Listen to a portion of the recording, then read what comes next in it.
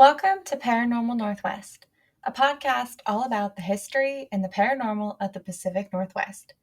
Join me as I tell stories of this great region, the history, the people who live here, and those who may have never left. Today we're headed east over the mountains to southern Idaho, where we are looking at the Albion State Normal School in Albion, Idaho. So grab your sweater, your blanket, and a cup of tea, and let's get started. Albion, Idaho. Albion is an incredibly small town located in Cassia County in southern Idaho. As of the 2020 census, the population was only 234 people. Albion is part of Idaho's Magic Valley. This is a region of southern central Idaho that is most often associated with the Snake River agricultural region. This area is named the Magic Valley due to the drastic change to the region created by the Milner and Minnedoka dams in the early 20th century. Much of the area went from being uninhabitable to some of the most productive farmland in the Northwest. Today, the Magic Valley area is home to approximately 185,000 people, or 12% of Idaho's population. Albion was established in the early 1870s, along with much of the fervent western expansion in the United States. The settlement started with 4 Mormon families who each staked 160 acres. The name Albion comes from the poetic name for Great Britain. Like many western towns during the mid-late to 19th century, Albion and all of southern Idaho was fraught with fighting and violence. The most notorious of these in Cassia County were the Deep Creek murders of 1896, not to be confused with the Deep Creek murders of 1887, but that's another episode. The Deep Creek murders of 1896 were the culmination of a sheep war that escalated along the borders of Idaho and Nevada. Beginning in the early 1870s, John Sparks grew an impressive cattle industry in Texas, Wyoming, Nevada, and later southern Idaho. Originally from Mississippi, Sparks became a Texas Ranger at the onset of the Civil War, possibly to avoid being drafted into the Confederacy. Upon moving his cattle into southern Idaho, Sparks used much of the land in the Cassia County area. However, he didn't actually own much of it. While the other farms and inhabitants of the area didn't oppose this, possibly due to how powerful Sparks and his cattlemen allies were, when Mormons and Basques began to move into southern Idaho in the summer of 1896, there began to be issues. The Mormons and Basques, people originally from the Basque country of southwestern France and north-central Spain, had been successful sheep herders in Utah. They thus brought their sheep with them to Idaho. However, sheep grazing is often much more destructive to the natural environment than cattle are. Because of this, cattlemen, headed by Sparks, hired gunfighters to keep the sheep back. The most notorious of these gunfighters was Diamond Jack Davis. Davis was known to be ruthless and bloodthirsty. He would attack sheep herders and poison water sources, but one attack left a shepherd named Bill Tolman wounded. Thus began the sheep wars. Diamondfield Jack Davis had warned that the next shepherds he saw in Cassia County he would kill. So when the bodies of 2 Mormon shepherds were discovered on February 19, 1896, he was the prime suspect. Davis was quickly captured and brought to Albion to stand trial. Although defended by future Idaho Senator James H. Hawley, he was still sentenced to hang on June 4, 1897.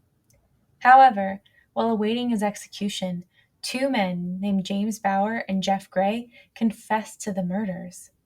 While the 2 men were ultimately acquitted, there was still reasonable doubt that Davis had committed the murders, in part because Sparks verified the 2 men's story.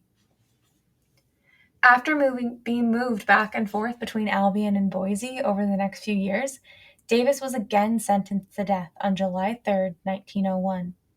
However, many in the public now thought he was innocent. Public support for Davis grew as Sparks, who was now the governor of Nevada, decried his innocence. Finally, in late December of 1902, Davis was granted a full pardon and released from prison. After being released from prison, where Davis had spent the last 7 years of his life, he became a prospector. He quickly bought up mining claims and land and became a very wealthy man. However, as with many stories of the Old West, his fates turned and he eventually lost his fortune. Davis died in 1949 when he was struck and killed by a taxi in Las Vegas. Davis's pardon effectively ended the sheep wars, but the murders of the two Mormon shepherds have technically never been solved. The Albion State Normal School's journey from its humble beginnings to its integration with the University of Idaho is a testament to its evolution and impact on education in Idaho. Established in 1893, the institution initially operated out of a single building in Albion. Despite its modest beginnings, it offered a comprehensive array of courses encompassing education, liberal arts, and various vocational subjects. This diverse curriculum reflected the school's commitment to providing a well-rounded education to its students, equipping them with the knowledge and skills needed to succeed in an ever-changing world. As the years passed, the Albion Normal School experienced significant growth and transformation. In 1915, it was renamed the Southern Branch of the University of Idaho, signaling its integration into a broader network of educational institutions and expanding its scope just beyond teacher education. This change reflected the school's evolving mission and commitment to serving the needs of Idaho's growing population. In 1920, the institution underwent another name change, becoming the Albion Normal School, a designation that underscored its renewed focus on teacher education. With a primary mission of preparing teachers for rural schools in Idaho, the Albion Normal School placed a strong emphasis on practical teaching skills and hands-on experience, ensuring that its graduates were well equipped to meet the unique challenges of rural education. In 1951, the Albion Normal School took its final steps toward integration with the University of Idaho, merging with the larger institution to become the Southern Idaho College of Education. This union marked a new chapter in the school's history, aligning it more closely with the university's broader mission and resources while retaining its commitment to excellence in teacher education. Through each stage of its evolution, from its early years as a modest institution in Albion to its integration with the University of Idaho, the Albion Normal School remains steadfast in its dedication to providing high-quality education and preparing teachers to serve the needs of Idaho's communities. Today, its legacy lives on in the College of Southern Idaho, a testament to the enduring impact of its mission and vision. The transformation of the Albion Normal School into the College of Southern Idaho, or CSI, represents a remarkable evolution that reflects the changing needs and aspirations of the community it serves. From its origins as a teacher training institution, CSI has grown into a comprehensive college offering a diverse array of academic programs across multiple disciplines. As the demands of higher education and the workforce evolved over time, so too did the mission and scope of CSI. While teacher education remained a cornerstone of the institution's identity, CSI recognized the need to expand its offerings to better meet the needs of its students and the broader community. This evolution was driven by a commitment to providing accessible, relevant, and high-quality education that prepares graduates for success in an increasingly complex and interconnected world. Albion State Normal School today. The property that originally housed the Albion State Normal School is today a venue and retreat property. The beautiful property has been restored since it was purchased by the Mortensen family in 2007. While many are skeptical of the paranormal aspect of Albion Normal School, many do believe in it. There have been numerous sightings of a woman in white in Comish Hall, previously the women's dormitory. The woman is often seen wearing a long white dress throughout various areas of the building. One night, a paranormal investigation group was setting up their equipment for the evening.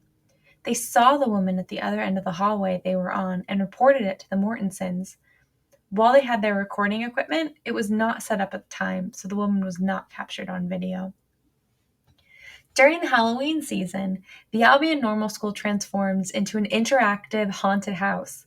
Leaning into the lore of the 130-year-old site, the buildings are transformed with actors haunting the grounds.